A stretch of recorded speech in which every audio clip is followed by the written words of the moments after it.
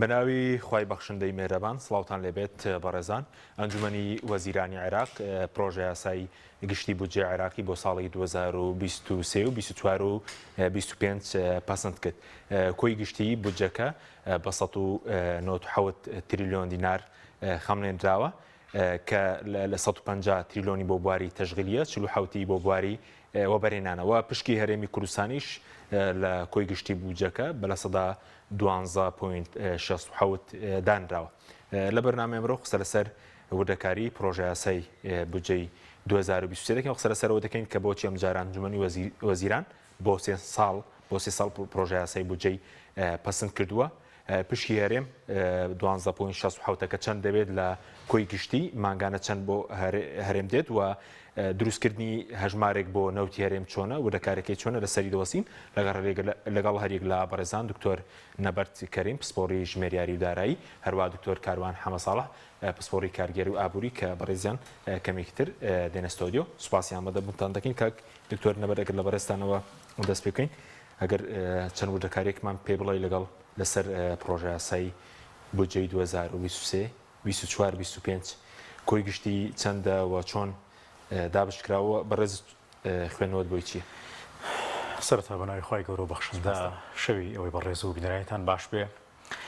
پێشەموو شتێک پڕ بەدڵ پێم خۆشە پیرۆزبایی لە هەموو گەلی کورد و بە تایبەتیش بۆ منە دانیشتوانی شاری هەڵەبجەی خۆشەویست بکەم کە بە پارێزگابوونی شاری هەڵەبجە ڕاگەیەنرا لەلایەن ئەنجومەنی وەزیران و ئینشاڵ نزیکترین کاتیشدا پەرلەمانی عێراق تەسویتی لەسەرەکە و دەنگی لەسەرەیە و ئومێدەخوازیشین و ئومێدەواریشین کە ئەم دەسەڵاتدارانەی هەرێمی کوردستان بە بارتەقای ئەو قوربانیە گەورەی کە پارێزگای هەڵەبجە بۆ گەلی کوردیەوە بۆ لە پێناوی کورد بوون نایەوێتی ئەو دەسەڵاتدارانی هەرێمی کوردستان ئاوڕێک لەو پارێزگایە بنەوە و بەشێکی بۆ نەخەڵک دەبێت لە بودجەشدا پشکی بۆ دیاری بکرێت بۆ پارێزگای هەڵەبجە. بەڵێ بە تەکیدیە بۆ نمونە لە تەنمیەی ئەقالیمەکان واتە بۆ نمونە ئەو بودجەی کە تەرخانەکەی بە پارێزگاکان دیسانە بێت لە پرۆژە یاساییتر هەموو ساڵەکانی ئایندا پشکی پارێزگای هەڵەبجە شۆکۆ و پارێزگاکانی تری عێراق و باقیش لە پارێزگاکە دیاری بکرێت. سەبارەت بە پرۆژە یاسایی بودجەی ساڵی 2023 و 24 و 25 باشە طبعاً کاک حەکیم ئێمە ئەبێتەوەمان بیر بێ یان هەوڵاتیانەمەیان بیر بێ کە لە ساڵی 2014ەوە کە حکوومەتی عێراقی بەشە بودجەی حکوومەتی هەرێمی کوردستانی بڕیوە دروست تەواوی ئەو ساڵانەش لە پرۆژە یاسای حکوومەتی عێراقیە پشتی هەرێمی کوردستان دیاری کراوە. واتە ئەمە نەبێت ئەو عاجلەی یان ئەو خەبەرە شۆکەی کە هاوڵاتیان بۆ نمونە بڵێن وەڵامە تەواو لەم ساڵە بەس پشتی هەرێمی کوردستان دیاری کراوە، نەخێر لە ساڵی 2014 تاوەکو ساڵی 2000 ئەم پرۆژە یاسای 2023 پشتی هەرێمی کوردستان لە تەواوی ئەو ساڵانە دیاری کراوە کە حکوومەتی عێراقی پرۆژە یاسای بودجەی هەبوو. ئەوە حکوومەتی هەرێمی کوردستان و دەسەڵاتدارانی هەرێمی کوردستان بوو نەگەیشتون بە ئیتیفاقی لەسەر بەندە دەستوریەکان بۆ ئەوەی پشکی هاوڵاتیانی هەرێمی کوردستان وەربگرن. ئەگەر بێت و قسە لەسەر ئەم پرۆژە لەسەر کۆی گشتی بودجەکە دوای لەسەر وردەکاری پشکی هەرێمیش قسە دەکەین چۆن دابشکراوە باسی بەینی وەبەرهێنان و بڵێن تەشغیلی بودجەی تەشغیلی ئەم پرۆژە یاسای بودجەکە لە بۆ ساڵی 2023 بڕوام وایە کە تەواوی اقتصادیەکانی عێراقی باسەوەکەن کە گەورەترین پرۆژە یاسای بودجێ لە مێژووی حکوومەتی عێراقیە کەوا بۆمە چانسێکی باشە بۆ دەسەڵاتدارانی هەرێمی کوردستان بتوانن پشتێکی باش لەو پرۆژە یاسایە بۆ حکوومەتی هەرێمی کوردستان و وڵاتانی هەرێمی کوردستان بەدەست بێنن. پرۆژە یاساکە بە تەواوەتی پێکاتوە لە نزیکەی 198 تریلیۆن دیناری عێراقی و ئەمە بۆ نمونە زیاتر نزیکەی 47 تریلیۆن و 555 میلیارد دلار عێراقی بۆ پرۆژە یاسا بۆ بودجەی وەبەرهێنانە، 150 تریلیۆن دیناری عێراقی بۆ بودجەی تەشغیلیە، نزیکەی زیاتر لە 63 بۆ نزیکەی 64 تریلیۆن دیناری عێراقی پرۆژە یاسای بودجەی 2023 کورتهێنانی هەیە. ئەوەی کە هەیە لە پرۆژە یاسای بودجەی 2023 نرخی 1 بەرمیلەوە دیاری کراوە بە 70 دلاری ئەمریکی و بابەتێکی تر خۆشبەختانە بۆ وڵاتیانی هەرێمی کوردستان و هەموو عێراقی نرخی فرۆشتنی دۆلاری ئەمریکی لەلایەن بانکی مرکزی وە دیاری کراوە بە 1300 دینار بۆ هەر دۆلارێک دوایەوەتر بگا بە 1320 دینار بۆ وڵاتیانی عێراقی و هەرێمی کوردستان و شوێنێکی تر کەوا بوو لەم پرۆژە یاسا کۆمەڵی خاڵی زۆر باشەیە. ئەوەی کە هەیە لەم پرۆژە یاسایە ئاماژە بەوە کراوە زیاتر لە 70,000 هەلی کار هەلی تەعینات فرسەی دامەزران تەرخان کراوە بۆ خەریجەکانی حکوومەتی عێراقی و جگەلەوە بۆ تەواوی سێیەکەمەکانی یەکەم و دۆم و سێمەکانی هەموو عێراق و هەرێمی کوردستانیش بۆ نمونە بودجەیەک تەرخان کراوە بۆ دامەزراندنیان و لەم پرۆژە یاسایی بودجەیە کاک حەکیم بۆ حکومەتی عێراقی هەمووی نزیکەی 1000 خوێندنگای نمونەی لە تەواوی عێراقا جێبەجێکرێک ئایا بۆ پشتگیری بەرەکەویان پشتگیری بەرناکەوێت چەندین بۆ نەخۆشخانەی 100 قرڵەی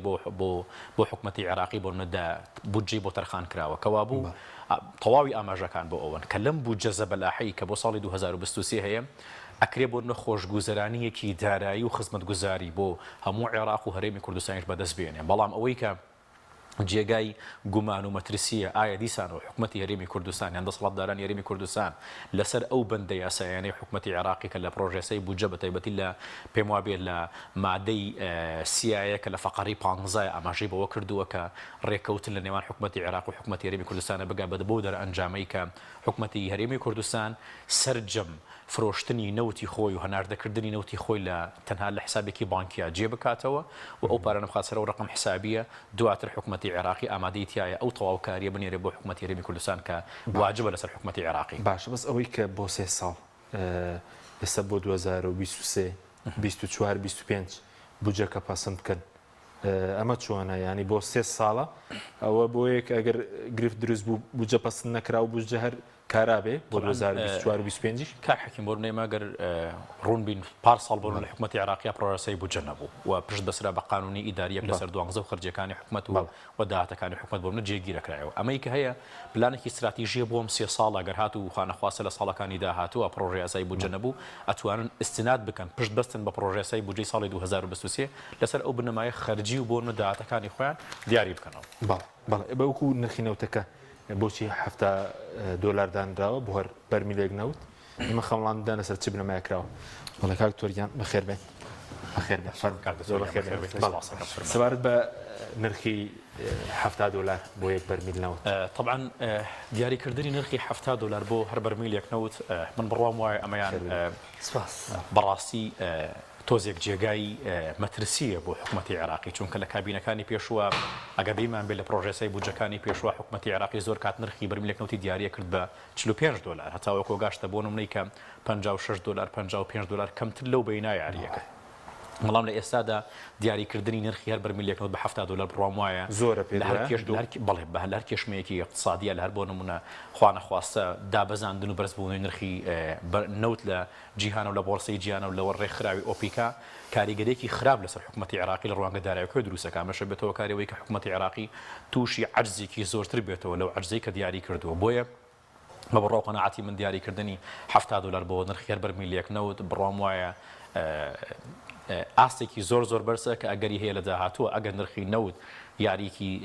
پێچەوانەی بک بڕۆمای حکومەتی عێراقی لەو کاتا تووشی قرانێکی دارایی قورسە بێت چەندە پێشبینیەکان بۆ ئەوەن کە تاوەکو بۆ نمونە جەنگی ئۆکرانیا بەردەوام بێت بۆ نمونە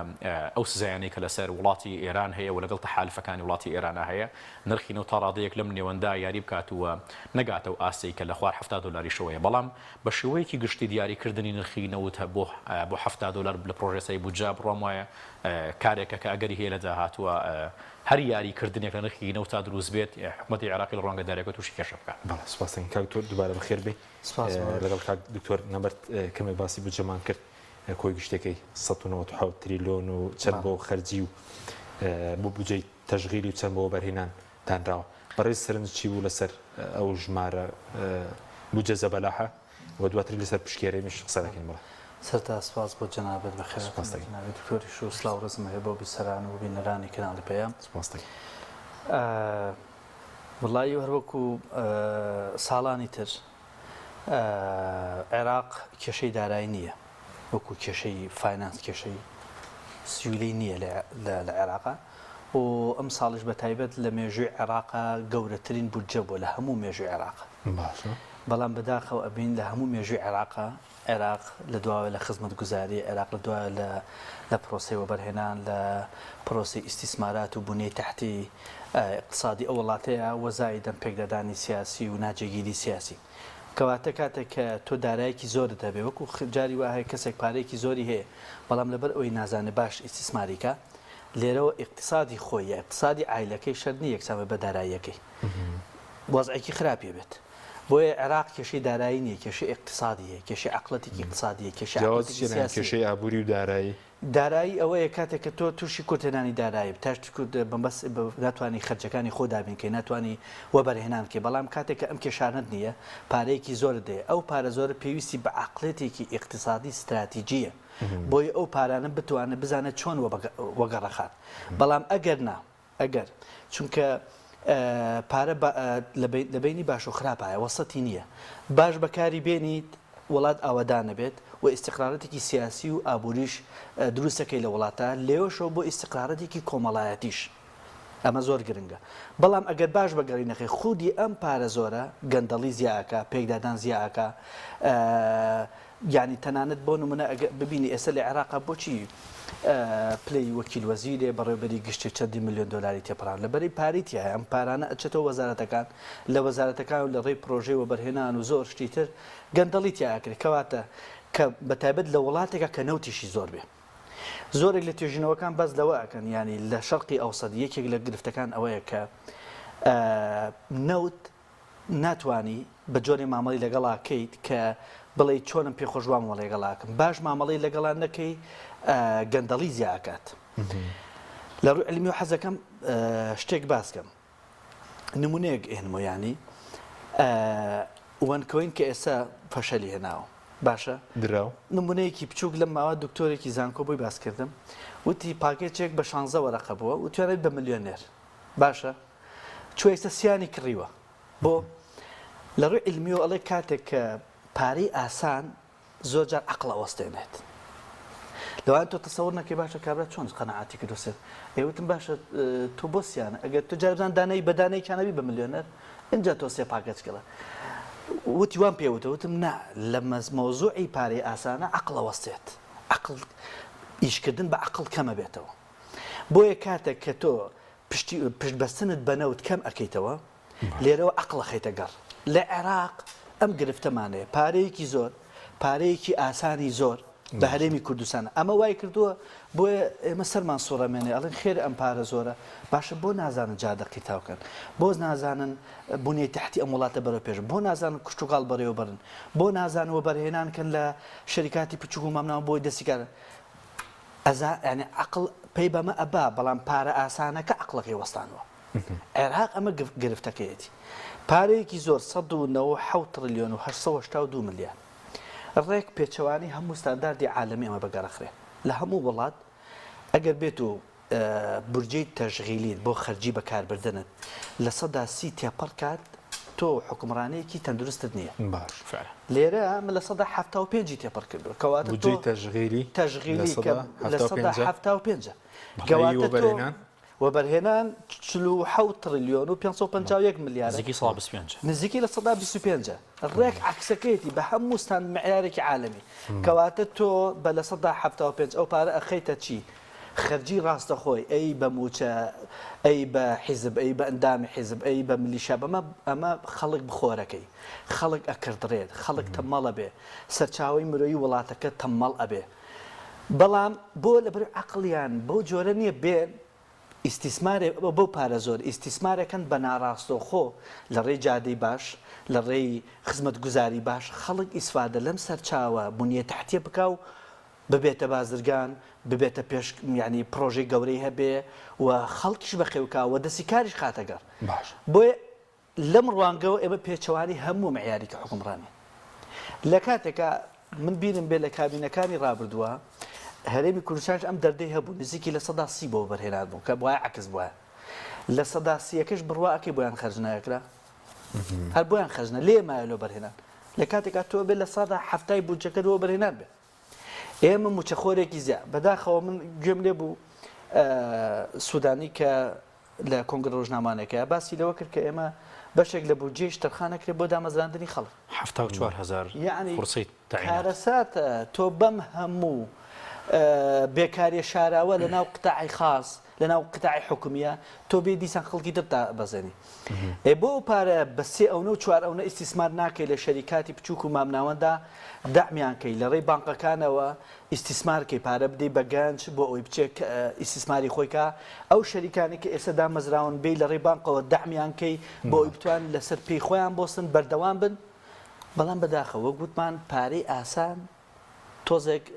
باشە بەس کاریگەریشی دەبێ ئەو بودجێ لەسەر ئەم پارە ئێستا بازار لەسەر ئابووری ئەم پارە ئێتە بازار باشە ئەم پارە ئێتە بازار بەڵام ئایا تا چەند ئەم پارە هەمووی لە بازار ئەمێنێتەوە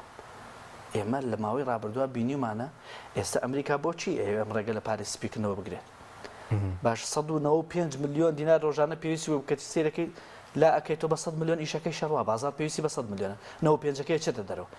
ئەم پارەیە با پێت بڵم کەمترین کەس کە سوودی لێبێنێ هاوڵاتی عێراقیە زۆرترین کە سوودی لێبن وڵاتانی ئیقلیمی و حیزب و شەخصە بەعزێکی زۆری ئەم پاران ئەچێتە دەرەوە ڕێگای تر دۆزرێتەوە زۆرێک لە وڵاتان بڕوا بکە چاوەڕێی پەسەندکردنی بودجێ عێراقن ئەگەر شەریکاتی نێو دەوڵەتی چاوەڕێی بکات و بێت ئیسیسمارکە بۆ پارە زۆر باش بەس وڵاتان چاوەڕێیەکەن ئەو وڵاتانی کە شەڕیتیایە ئەو وڵاتانی کە کۆنتترۆلیان هەیە بەسەر حکوومەتی عێراقیە کۆنتترۆلیان هەیە بەسەر جمگەکانی تررا بۆیە بەداخەوە کۆتا لایەن کە ئیسفاد لەم بوو جەزە بەلاحی عێراقەکە هاوڵاتیانە دوای لەسەر پشکێریش سەدەگەین کاک دکتۆر نەبەر سەبارەت بە بڵین دۆلار نرخی دۆلار کە بە 130,000 دۆلار بە 130,000 خەمڵێنراوە بۆچی لە بجەوە تەسبیت کراوە کاریگەریەکەی چی دەبێ وا دەکا دۆلاریش بێتەوە نزیک بێتە لە نرخە فەرمیەکەی لە بازە یاخود بۆچی لە بودجەدا بەوەندە جێگیر کراوە طبعا کا حەکی من هەل لە سەرەتای بەرزکردنەوەی بەهای دۆلارەوە و ئەو یاریکردنەوەی کە لە بازاڕەکانە ئەکرا هەمیشە ئاماژەم بۆ کردووە لە تەواوی دیدارەکانە باسم لەوە کردووە کە جێگیرکردنی بەهای دۆلار بەر لە هەموو شتێک پێویستی بۆ یەکە لە پرۆژە یاسای بودجەی حکوومەتا جێگیر بکرێ چون کار بۆ خۆی بەرزکردنەوەکەی لە سەردەمی کابینەکەی مستەفا کازمی و بە تایبەتی وەزیری دارایی عەلی عەلاوی لە پرۆژە یاسای بودجە بۆ نمونە بەرزکردنەوەکەی دیاری کرا کە لە پرۆژەی ساڵی 2021 بوو بەرزکراوێ بۆ نزیکەی 1465 دینار بۆ هەر دۆلارێک کە نزیکەی 14500 دینار بوو بۆ هەر 100 دۆلارێک خۆشبەختانە ئێستا لەم کابینەیە خۆشبەختانە بە تێگەیشتنی هاوڵاتیان دەنا بۆ نمونە دابەزاندنی بەهای دۆلاری ئەمریکیان دراوی قرس کۆمەڵەیەک تەبعاتی خراپی هەیە بۆ داهاتی حکوومەتی عێراقی و لە نەتیجە ئەبێتە هۆکارێک بۆ ئەوەی کە ڕەخساندنی هەلی کار و فرسی عمل و زیادکردنی بەرهەمی ناوخۆی دیسان و ڕوو لە کەمبوونەوە بکە ئەبێتەوەی کە وڵاتێک دروستێکی وڵاتێک لە خەڵکی تەمبەڵ هەمیشە چاوەڕێکن لە دەرەوە لە بچووکترین پێداویستیەوە تاوە گەورەترین پێداویستی لە دەرەوە هاوردەکەن چونکە بەهای دۆلاری بۆ نمونە ئەمریکی دابەزیێندی بێتەوە کارێک بۆی کە زۆرترین هاوردە بکەی بۆیە بەڵام ئەوەی کە ئێستا لە پرۆژەی بودجە دیاری کراوە بڕوام وایە کە کاریگەریکی باشێ بێ بەوەی کە نرخی دۆلار تاڕادەیەک جێگیر بکە بەو شێوازی کە لە مانگی داهاتووە زیاتر بۆ نمونە ئەم خاڵە ئیجابیاتانە بینین کە زیاتر حکوومەتی عێراقی و هاوڵاتیان و بانکەکان خۆیان لەگەڵ سیستەمی سویفتی بانکی نێودەوڵەتیە بۆ نمونە ڕائەهێنن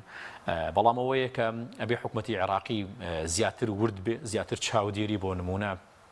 ئەو بانکانە بکە ئەو سەرافیانە بکە کە دۆلاری ئەمریکی لەلایەن بانکانەوە بانکی مرکزیەوە بۆ تەرخانەکرێ بۆی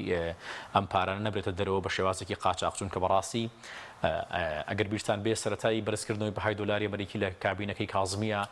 کە بەرزکراوێ بۆ نزیکەی 1465 دینار ڕۆژی وە هەبوو کاک حەکیم $1 لە بانکی مرکزیەوە نەفرۆشرا چونکە هیچ خواستێکی لەسەر نەبوو بەڵام لە ئێستادا خواستێکی زۆر لەسەر دۆلاری ئەمریکی هەیە و بەڕێکای قاچاق بێتە وڵاتانی کە لە ژێر قەیرانی داراییان و بە تایبەتی لە ژێر سزاکانی ئەمریکان وەکو وڵاتەکانی وەکو ئێران و تورکیا و لبنان و سووریا و یەمەن و بۆ نمونە هەتا وەکو ڕووسیاش کەمانە بەشێکی زۆری بۆ نمونە سوود لەو دراوە قورسەی عێراق بینن کە ڕوا بۆ وڵاتانە بۆیە ئەوەی کە هەیە یەکەم ئەبێ حکومەت چاودێری سەرافیەکان بکە حکومەت چاودێری خاڵە سنوورەکان بکە دواتر بەڕاستی هاوڵاتیانیش پێویست ناکە بۆ نمونە ئەو بابەتە بەو شێوازە قورس کە نەسەر خۆیان منە ئاماژە بە خاڵ بکەم کا حەکیم بۆ نمونە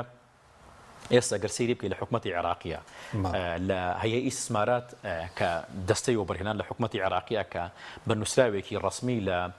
21 دوی ساڵی 2023 کە لە یەکی دووەوە بۆنەوە قرار دەرچوو بەڵام لە 21 دوی ئەم ساڵدا ئەم نووسراوی ئاڕاستەی سەرجەم دەستی وەبەرهێنەرەکان کردووە بە پارێزگاکانی هەرێمی کوردستانی شەوە کە نرخی دۆلار دیاری بکرێ بۆ هەر بازرگانێک واتە بۆ نمونە ئەمە عیلاجی زۆر خاڵی کردو کاک حەکیم هەموو بازرگانێک کە ناوێک و بازرگان تۆمارکراوە جا لە هەر فیڵدێکە لە هەر ئاسێکی بازرگانەکە بڕوات لە بانکێکی محتەرف حسابێکی بانکی بکاتەوە بۆ ئەوی لەو بانکی مرکزی تەواوی ئەو دۆلارە بازرگانی بۆ دابین بکە بۆ هەر دۆلارێک 1300 دینار واتە بازرگان ئەتوانێت 100 دلار بە 130,000 وەربگرێ وە سەرجەم ئەو هاوڵاتیانەشی کە ئەقساتی شوقە و خانۆوانیان کە من ئەم شەو بۆ نمونە برادێک زۆر ئاگاداریەوەی کردمەوە کە جەختی لەوە کرد کە ئەم بابەتانە باس بکرد کە من لە بەرنامەکانی پێشوشە ئەمەم باس کردووە هاوڵاتی بۆی هەیە ئەوانەی کە قستەیەن ئەمە طبعاً بە نووسراوی ڕسمی یعنی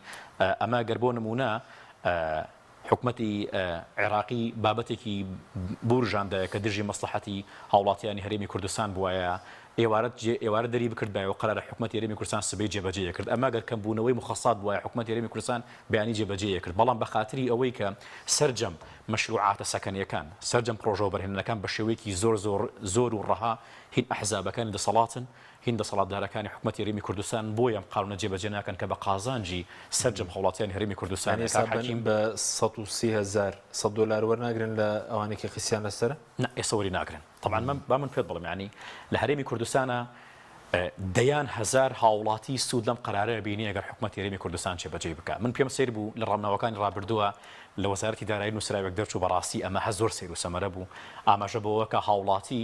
لە هەر فەرمانگەیەکی حکومی 100 دلاری بە 132,000 لێ وەربگرێ ئەمە یعنی چ منطقێکی تایە تۆ لە دەرەوە بۆ 100 دلار بە 155,000 و 160,000 دینار بێ بەڵام حکومەت بە 132,000 وەری بگرێ ێ باشە بۆچی دەستی وەبەرهێنانی حکومەتی هەرێمی کوردستان و بۆ نمونە وەزارەتی دارایی ئەم نووسراوە کە این حکومەتی عێراقیە کە این بانکی مرکزیە توصیه کردووە کە لە سەرجەم حکومەتی عێراقیە و محافظەتەکانی هەرێمی کوردستانە جێبەجێ بکرێ بەوەی کە بازرگان سوود دەبینێ بازرگان بۆ هەیە 100 دلار بە 130,000 وەربگرێ هاوڵاتیش بۆی هەیە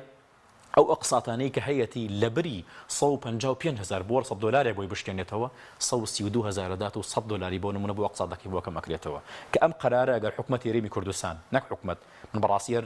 هەمیشە پێم ناخۆشە کاڵم حکومەتی هەرێمی کوردستان ئەبێت دەسەڵاتدارانی هەرێمی کوردستان ئەگەر یەک تۆز لە خەمی هاوڵاتیانی هەرێمی کوردستانان ئەگەر بە تەمای بانگەشەی انتخابین بەسەم قرارە جێبەجێ بکەن بەدەیان هەزار هاوڵاتی ئیسپادەی لێکاک یەکێک لەو هاوڵاتیانە کە حزابەکانی خۆیان و تەبعاتەکانی خۆیان و تەنگدەرەکانی خۆیان کاتور کەڕۆن سەبارەت بە پشکی هەرێم وەکو ساڵانی ڕابردوو دەبێت یاخود جێبەجێ دەکرێت چونکە باسی لەوە کرابوو ئەمە سوودانی باسی 12.6 کرد لە کاتێکە پێ ئاماری وەزارەتی بازرگانی نزیکەی لە 14 بۆچی ناتوانیوە وەفدی هەرێمەوەی کە ڕۆشن ئەمە جێگیر بکەن کاک حەکیم خۆی وازم هەل لە بەرنامەکەی توا بوو لە چەند شوێنێکی تریش ئاماژەم بۆ کرد کە ئەم ماوەیە مانگێک خەریکی دانوستان و وڵاتانی ئیقلیمی و وڵاتانی جیهانیش زۆر بە مکەسەفی لەسەر خەت بوون بۆی ئەم ڕێککەوتنە بکرێت بودجە پەسەند بکرێ وەزایدنێکی ڕێککەوتنامەی هەولێر و بەغدایش ڕنگ باتەوەتیایە لەبەر خاڵێکی زۆر گرنگ کرد لەبەرەوەی کە ئەو ناجێگیریە لەوە زیاتر نەڕوا وەزایدن حکومەت بتوانێت بچێتە سەر پێی خۆی و پارەیەکەوێتە دەستی بۆ خەرجکردن بەڵام من لای جەنابتان لە زۆر شوێنش دووبارەم کردوێتەوە کە ئیتر ناچارنەبێ پێشبینیکەین بۆی خەڵک بە چاوڕوون بێ ناکرێت هەر قسەی دووبارە بڵێنەوە پێشبینیەکەن بۆی هاوڵاتیان بزان چی بکەن چی نەکەن بە تەسەووری من بەپی هەموو ژمارەکان بەپی هەموو لێکدانەوەکان لە ڕووی سیاسی و لە ڕووی اقتصادیەوە ڕێککەوتن وەکو جاران بێ یعنی چەند خاڵێکی باشە لەوەی کە ئەگەر جێبەجێ کرێ هەموو ڕێککەوتن وەکو جارانی پێش 2014 یان دوای 2014 ئەمڕۆ سوودانی بە هیچ جۆرەدانی بەوانەنا کە لە بەرامبەر ئەو پشکەیە داوای چیان لە هەرێمی کوردستان کردووە 400,000 بەرمیل نەوتی ڕۆژانە باشە ئەگەر نەیە چۆن مامەڵ لەگەڵ هەرێماکەی باسی ئەوانەی هەتیان نییە ئەوەی کە لە جارانە ماگانە 200 ملیارەکە ئەوەی هەڵراوەتەوە بە کراوەی ئەمە خاڵێکی تر ئەوەی ئیجابیاتەکانی ئەوە بێ هەموو هەژمارە بانقیەکانی کە تایبەت پارەی نەوتی تێچێوانە بێ داخرێ هەژمارێکی بانقی تایبەت تەنها سەرۆکی حکومەت بۆی هەبێ خەرجی دەسەڵاتی خەرجی هەبێ بەڵام لەژێر چاودێری سەرۆکی حکوومەتی عێراقی ئەمە ئەگەر جێبەجێ نەکرێ دڵی دانستانەوەڵێت تۆ ئەتوانی چی بکەیت منطقەی هەرێمی کوردستان لە بلۆکێکەوە پشتیوانی هەیە لە منطقەیەکەوە پشتیوان لە ئەمریکا بۆ تورکیاوە پشتیوانێکی بەغداش بە جۆرێکی تر پشتیوانیەکرێ بۆیە ڕێکەوتنی بەغدا و هەرێم ڕێکەوتنی دووبارەیە ڕێکەوتنی تەنها هەرێم و بەغدا نییە وە لە دواییشە ئەمە کە ئەبینی من تەمەنا ئەکەم وانە بێت ئەنی گەژبینی بۆی ئەم ڕێکەوتنە تەنها گەژبینەکەی لەوەیە کە پارەیەکی زۆرە ئێتە عێراقەوە لەوانەیە هەرێمی کوردستان بۆ جۆرەی ئیسفادەی لێکا کە چکە بینیمانە ئەگەر بازاری عێراق بازاری هەرێمی کوردستان کڕیارانی جنوب و ناوەڕاست و ئەو پارێ زۆری ئەوێ نەبێت کە ئێتە ئێرە و مامەڵی پێوە ئەکرێ و ئێتە ئەم بازارە دڵنیا بن وەزعی هەرێمی کوردستان زۆر خراپە ئەوەی وەزعی هەرێمی کوردستانی هێشتوێتەوە بەم شێوازە موچەدانە کڕیارانی جنوب و ناوەڕاستی عێراقە ئەزانی سلێمانی و هەولێر و ئەم منتیقە هەڵەبجە و ئەمە منتیقە چەندێک خەڵکی عەرەبیتیات و ئەزانین چەندێک خەرجیەکەن لە وڵاتە یعنی قوەی شیرائی هاوڵاتیانی هەرێمی کوردستان زۆر کەمی کردووە بە بەرامبەر بە دابەزینی دینارەکەیان کە موچەکەیانە کە لە 125 بەرامبەر بە دواکەوتنی موچە تۆ کێ ئەم بۆشایی پڕکردێتەوە کڕیارانی جنوب و ناوەڕاستە لێرەوە ئەم ئیسفادەی هەیە بەڵام وەکو ئەوەی کە ئەم پارە ڕاستەخۆ لە 12.6 بێتە ناو هەرێمی کوردستان من بە دووری پێشبینی ئەەکەم بەو جۆرە نابێت هەرێمی کوردستان نەود ڕادستکە و چاوەڕێی پارەی بەغدا بکە و چونکە هەندی وڵاتی دەرەکیش و وڵاتی ئیقلیمیش ئەگەر هەرێم ڕازی بێ ئەوان ڕازی نابن نانەوێت نەوت لە هەرێمی کوردستانە تەسلیم کرێ بۆ لە بەرەوەی ئەو کاتە تۆ هاوڵاتی ئەزانێ مانگانە چەند نەوتە فرۆشێ و چەند وەرەگیرێ لە بەغاوە بەس ئێستا نا ئێستا کەس نازانێت چەند نەوتە فرۆشێ بەکێ ئەفرۆشێ بە چەندێکم یعنی بۆیە وەزعێکی وەکو جاران ئەمێنێتەوە تەنها ئەوەیە پارێکی زۆرە لە بەغداوە لە ڕێگەی وتمان جنوب و ناوەڕاستەوە بەشێکی بە مامەڵی بازرگانی بە مامەڵی تاک بە تاک دێتە ناو هەرێمی کوردستانەوە ئەم سوودەی هەیە بەگوتم ڕێکەوتون لەسەرەوەی کە تەرتیبی کەن تاوەکو ئەم پرۆژەیاسا بچێتە ناو پەرلەمانی عێراق و ئەگینا خۆ بەبێ کوردەتوان پرۆژەیاسای چەندەها پەرلەمانتاری عێراقی ئەم لە دوانەی یاوە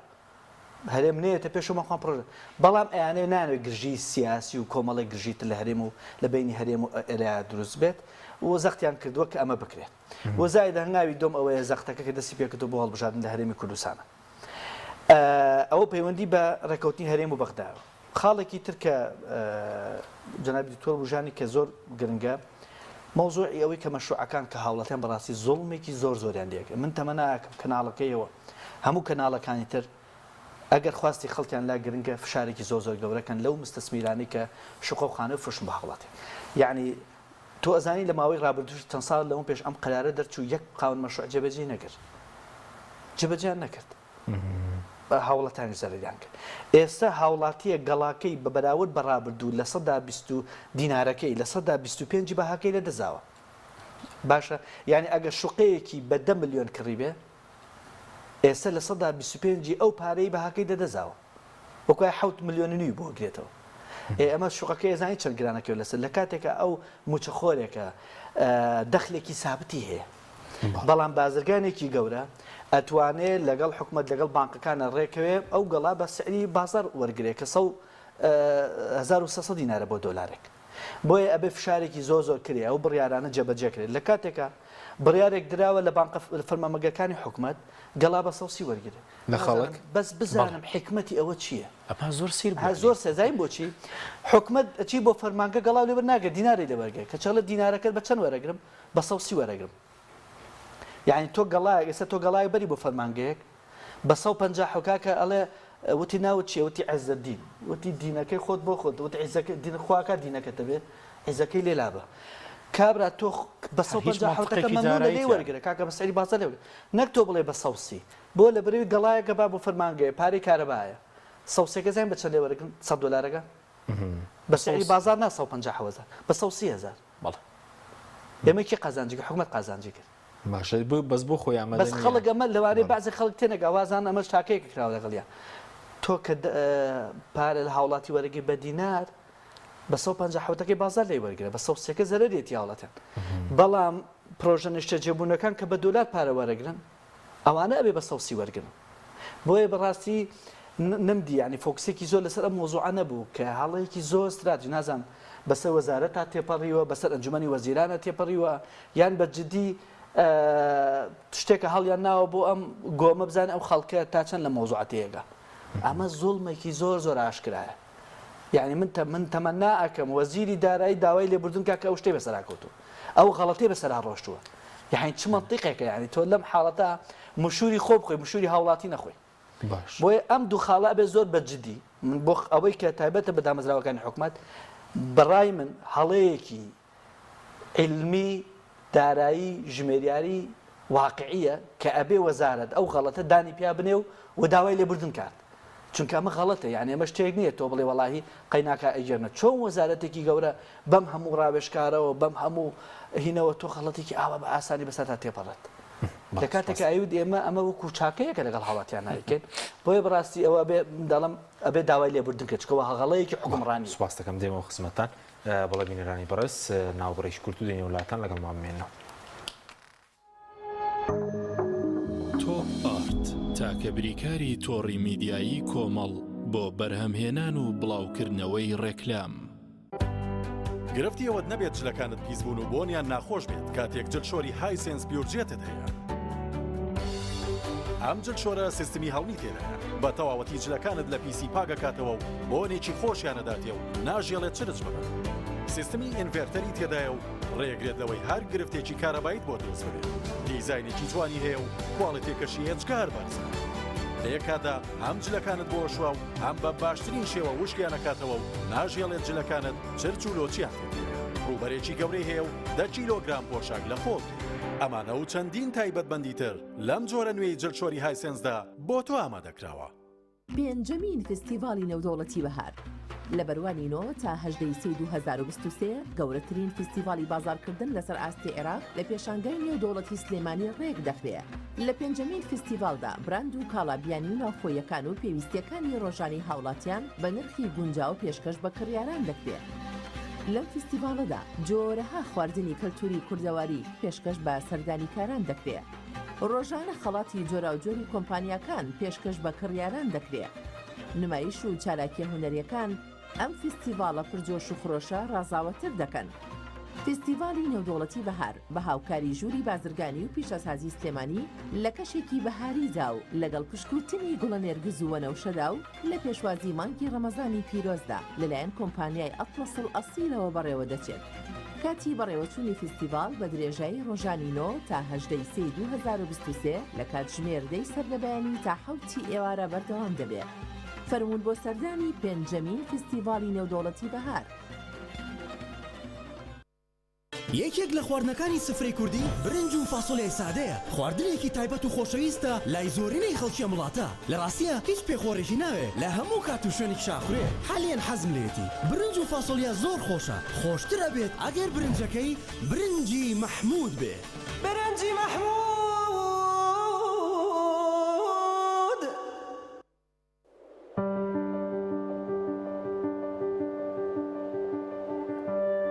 لە ناو سروشتی دڵڕفێنی کوردستاندا لە کەشێکی سەردەمیانەی دڵنشیندا باڕخانە و ڤێلاکانی مایۆرکا سیتی بنیاد دەنرێت پرۆژەیەکی ناوازە سەرسامکەر شاکارێکی ئەندازیاری لە هەر جەیەکەوە سەیریەکەیت پارچەیەکە لە جوانی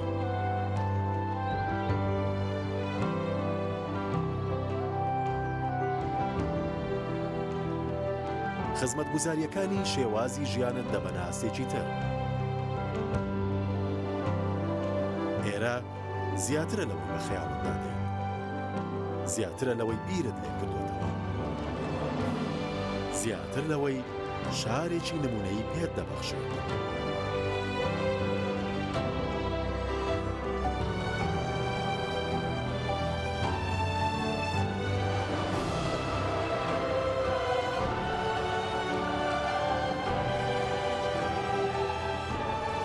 مایۆرکا سیتی جوانیان لە دڵی سروشدا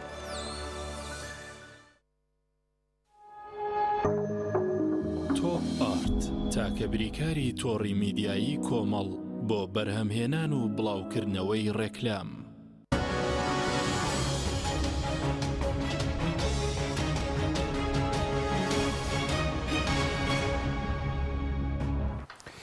جارێکتر سڵاوتان لەبێت بینەرانی بەڕێز کات دکتۆر نەبەر سەبارەت بە ئەوەی کاکتۆر باسی کرد ناڕوونیەکێ لە پێوەست بەڕێکەوتنی بینی هەرێم و بەغداد ئەوش کە سوودانی باسی کرد یەک هەژماری بانکی بۆ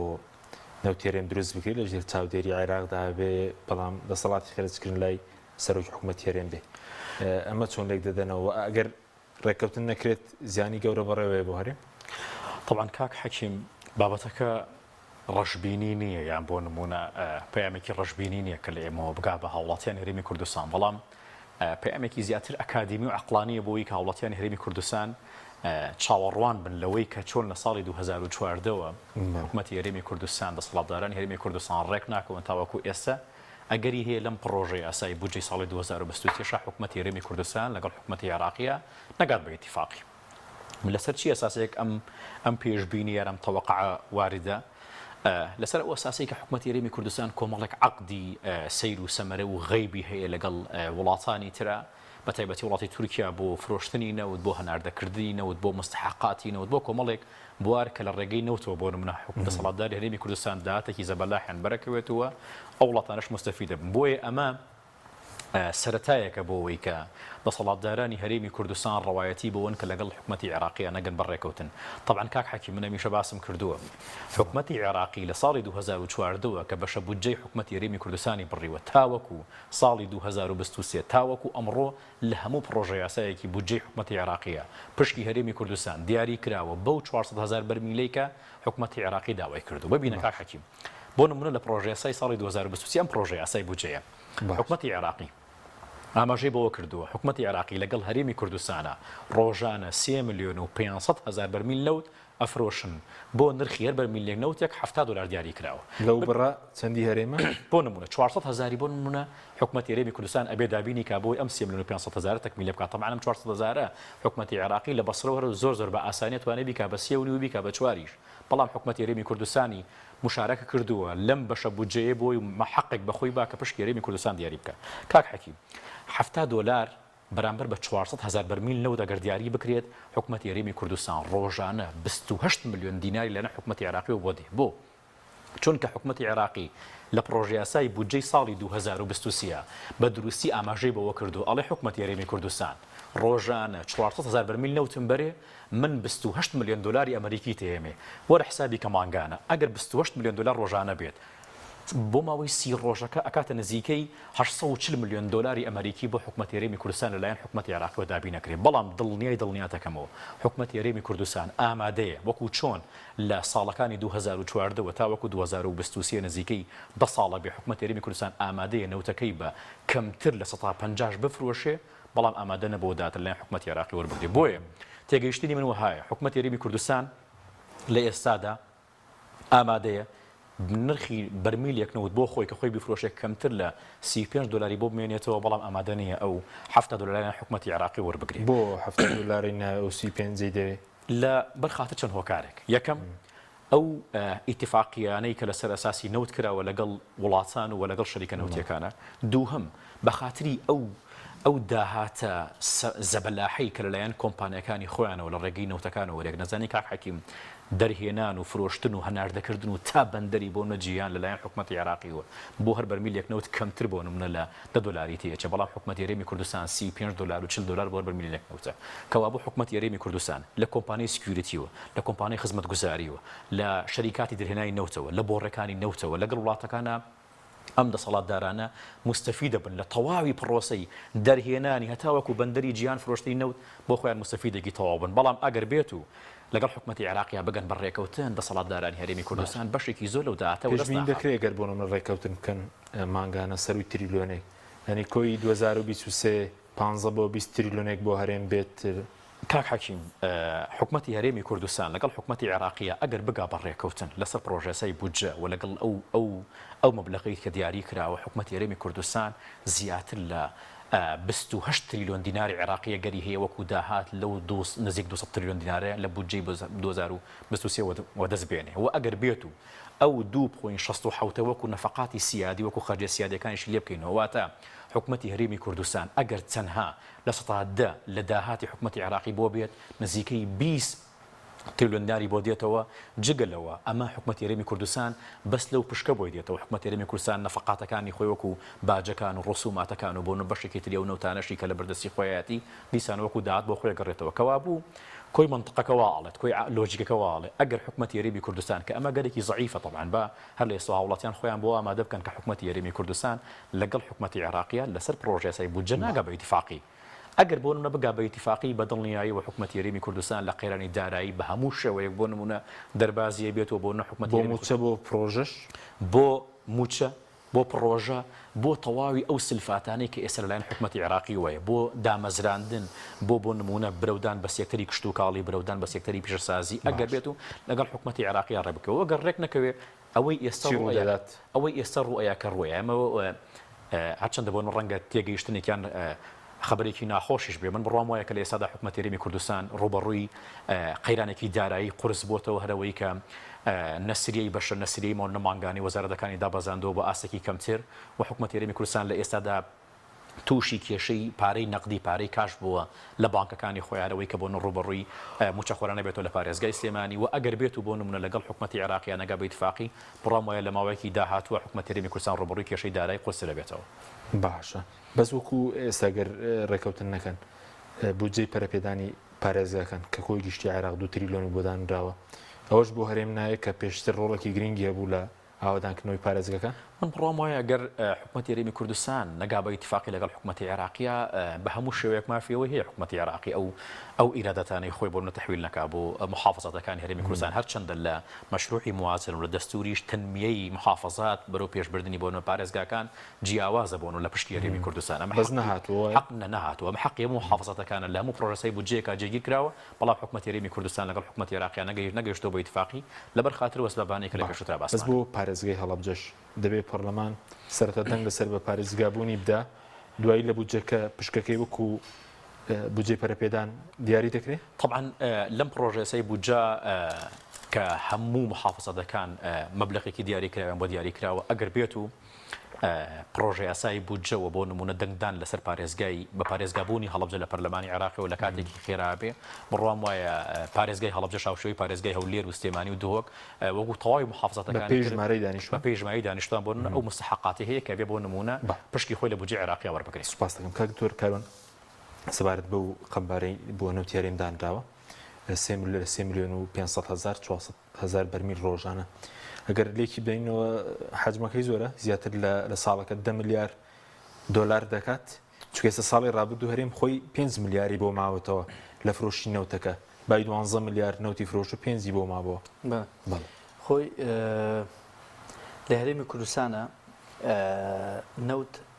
داهاتی نەوت ناچێتە ناو گیرفانی حکومەت ناچێت ناو گیرفانی حکومەت نەخێر یەکەم جار ئەچێتە ناو گیرفانی حیزب باشە دوای ئەوە حیزب بەشی حکومەتەیە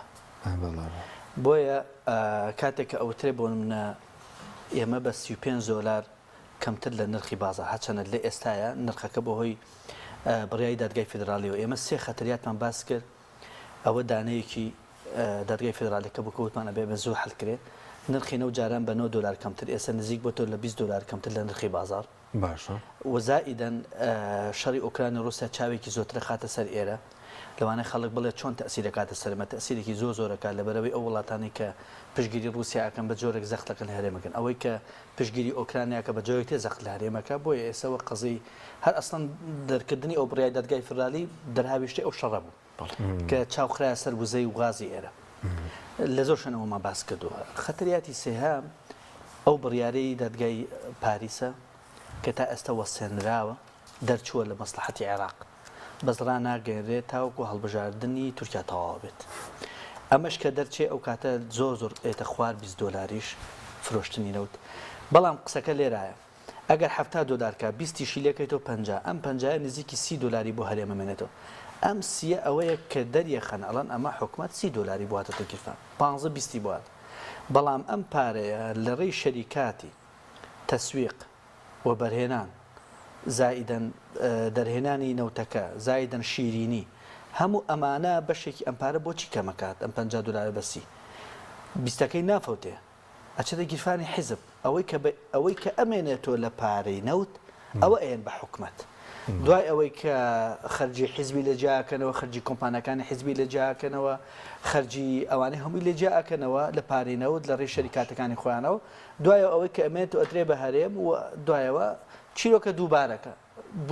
موچە دواکەوێ و موچە دواکە و موچە دواکەوێ کامە دۆخێکی دەرونی خراپی دروست کردووە لە هەرێمی کوردستانە لێرە شەوە بۆ نائستیقراڵەتی سیاسی و نائستیقراڵەتی یابووی بۆیە ئێمەوە سەرەوەی کاتە لە $70 جێگی کراوە لە بودجەی لە بودجەی 2023 400,000 بەرمیل نەوت بە $70 هەرێمی کوردستان ئەتوانێت تەسلیمی بەغدای بکە خێر ئێستا بە نیوە قیمە تۆ شتێکت ئێستا ئەمە دەگەڵا بکە معنای چێتەوە 5 گەڵا ڕازیە بی بەزنەی بە دەگەڵا بە شوێنێکی تر ئەمە بۆچی ئەگەر بی بە دەگەڵا ئەم پارێ ئەچێتە سەر حساب بانقی بۆ نمر با نمونێ بێمە ئەچێت سەر حساب بانقی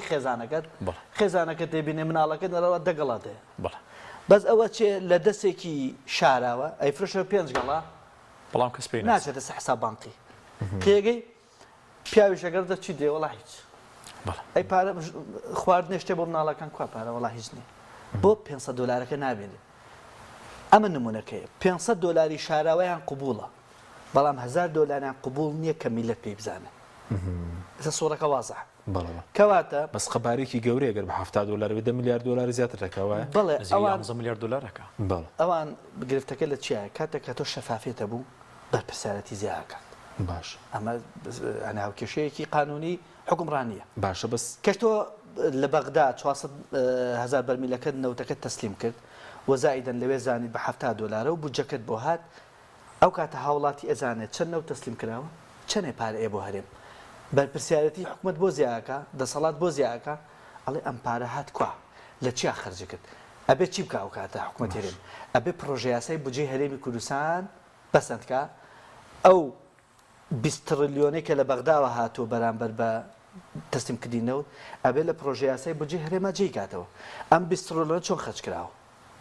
یان لەبێ و کوجاران هەمووی بکەن بە خەرجی دیکە بەعەلەف بۆ ئەوانە و بۆ بەلەمی ناو بەحر و ئەمانە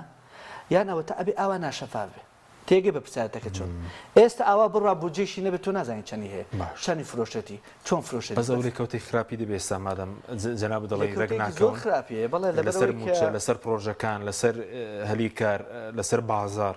ینی وەڵا ئێمە کاک حەکیم دەسەڵاتیش گوێی لێبێ باش وەڵا هیچ مەستەحەتێکمان نییە ئەسکی خۆمان قورس کردووە لای دەساڵات لای ئەوانەی کە پارەیان هەیە لای هەموو شوێن بەڵام ئێمە ڕازگۆیی لەگەڵ خەڵکا بە هیچ ناگۆڕینەوە ئێمە ئەڵێن وەڵا قازانجی خۆتانە قازانجی حیزبی دەسەڵاتداریشە قازانجی مێژوی خۆتانە قازانجی داهاتووتانە کە ئێوە کارێ بکەن ڕێکەوتنەکە کراوە ڕێکەوتن کراوە لەگەڵ بەختا بەڵام جێبەجێکن پێشتری لەبەر چەند نقطەیەک کاکە بڕیای دادگای فیدرالی بەهای نەوتی هەرێمی دابەزانەوە باشە ئەمە خاڵێک بە لە 100% دایبەزانەوە بە لە 100% بەهای دۆلاری بەهای نەوتی هەرێمی کوردستان دابەزێت ئەگە بڵێ لە 100% چۆن ئەڵەم با پێت بڵم پێش بە $10 کەمتر ئێستا بە $20 کاتە لە 100% باشە بەهاقی دابەزانەوە دوو کە تۆ ئەم پارە ئێت موچەی پێ هاوڵاتە دڵخۆشە بن بازار ئەبوژێتەوە کە بازار بژایەوە پا خەڵک پارەی هات پارەی ئاوایە پارەی کارەبایە کەکە لە لایەکی ترۆ تو خۆت قازانجەکەی داهاتی ناوخۆت زیاکە پاشان نقطەیەکی زۆر ئەساس نەوتی هەرێمی کوردستان بەرەو کەمبوونەوە ئەچێت ئێمە لە ماوەی ڕابردووە 2 ساڵە پێش وتمان تکای ڕێکەوتنێکی استراتیژی تا 10 ساڵ بکەن 5 ساڵ بۆ 10 ساڵ بۆ ئەوەی تۆ هەرێمی کوردستان مەشغوڵ نەبێ بەم گەرمە و کێشەی دارایی و قورتهێنانی دارایی و قەیرانی داراییەوە بتوانێت بوونی تەحتی بۆ پارەی بەغدا دروست بکات باشە و ئەو کاتە متمانەیە دروستەکەوە خۆشی دروستکات بەس ئێستا کە نەوتەکەت کەمە بێتەوە بەهاکەی لە 100% دابەزیوە و زائیدەن دادگای پارێزیش لەولا بۆستە کە ئیعلان نەکراوە و لەگەڵیشە بەغداد ئێستا پارەی زۆرە جاران پارەی نەبوو نەوتەکەی پارەی نەکرد ئەی پارک نەوتەکەی خۆشە تەسلیم کە با ڕێکەوین ئێستا پارەیەکی زۆری هەیە هیچ منەتێکیشی نییە و حەزی شەکە هاوڵاتیانی هەرێمی کوردستان هەرێمی کوردستان لە قەیرانەکە بێ خەڵک هەر نامرتابێ و خەڵک قسە بە حکومەت بڵێ بەڵام لە کاتێک هاوڵاتی حەقێتی بۆیە لە قازانجی مێژووی خۆیانە لە قازانجی خۆیانە لە قازانجی داهاتوو و لە قازانجی میلەتە یعنی هەرسێ لا براوا بن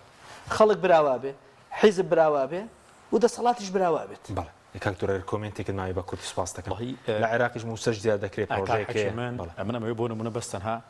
ئەمەوەکو مقارنەیەک لە نێوانی لیژنەی دارایی پەرلەمانی عێراق و لیژنەی دارایی بۆنە پەرلەمانی کوردستانە بۆنە مقارنەیەک بکەین لە پرۆژەسەی 2023 ببینە کاتێک کە داهاتی وڵات بەرزە بێتەوە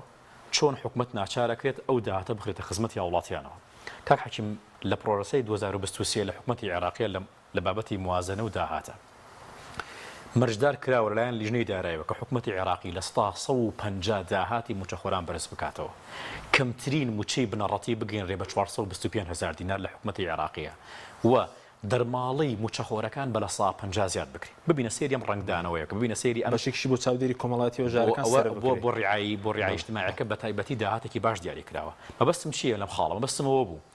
تێگەیشتنی قورسی بۆ پەرلەمان و بۆ لیجانی دارایی پەرلەمانە بۆ مەسائلی دارایی و ئابووری لە پەرلەمانی عێراقا چۆنە و لە پەرلەمانی کوردستانە چۆنە لە پەرلەمانی کوردستان نزیکەی 10 ساڵە پرۆژە یاسای بودجە نیە کە تەواوی وەزارەتەکان و تەواوی لیجانەکان بۆ نەکەوتون تەژێر ئەو بەرپرسیارەتیەوەی کە پرۆژە یاسای بودجە نەبوو دەرگا وڵاکە بەسەر سەرجەم گەندەڵی فەسادە داراییەکان و کارگەڕەکانی. سپاس دەکەم سپاسیان دەبێت هێدراتان سپاس سپاس بۆ ئێوە بینەرانی بڕێز سپاس بۆ هاوکاران تا بەرنامێکی دیکە بەخوای گەورەتە نسپێری خواتان